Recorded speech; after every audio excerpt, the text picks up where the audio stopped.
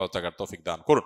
দৌলতদিয়া বাস নিয়ন্ত্রণ হারিয়ে পদ্মায় নিহত প্রায় অর্ধশত মানুষ। দেশে আরো অনেক দুর্ঘটনা এভাবে ঘটছে। এসব থেকে আমাদের পরিত্রাণের উপায় কি? একটু আগে আমরা সেটি বলেছি।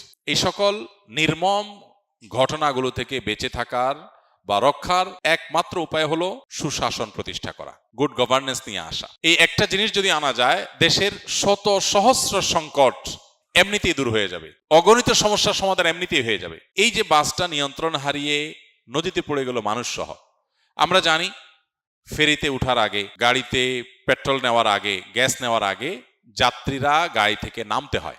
এখন যাত্রীরা আমরা যেমন নামি না, নিয়ম মানি না, অনেকে জানিও না। আবার যথাযথ কর্তৃপক্ষ যাদের দায়িত্ব ছিল এটা চেক করা, যে একটা একটা করে চেক করা, নামলো কিনা, নামতে বাধ্য করা, তারাও তাদের দায়িত্ব পালন করে নাই।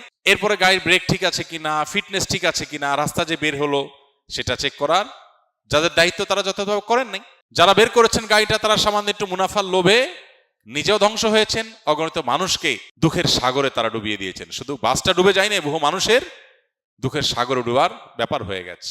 এই ভিডিও যারা দেখেছেন অনেকে এখনো স্বাভাবিক হতে পারেন নাই, এখনো তারা সেই নির্মম দৃশ্যের কথা ভুলতে পারছেন না। ছোট ছোট বাচ্চা, মাকে বাসে রেখে, বাচ্চা বেঁচে আছে, বাবা বাইরে আছেন, মা মারা গেছেন, স্বামী স্ত্রী দুজন মারা গেছেন, অসংখ্য নির্মমতার ঘটনা সেখানে ঘটেছে। এর জন্য দায় তো আছে কারণ না কারণ।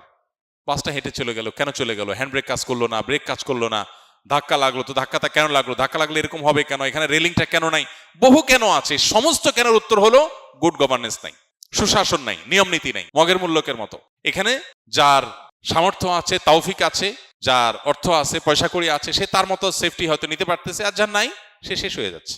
অতএব আমি তো মনে করি যে সরকারের উচিত একটি কাজ সব কিছুর উপরে প্রায়োরিটি দিয়ে করতে পারা এবং সেজন্য চেষ্টা করা, সেটা হলো গুড গভর্নেন্স, সুশাসন, আইনের শাসন।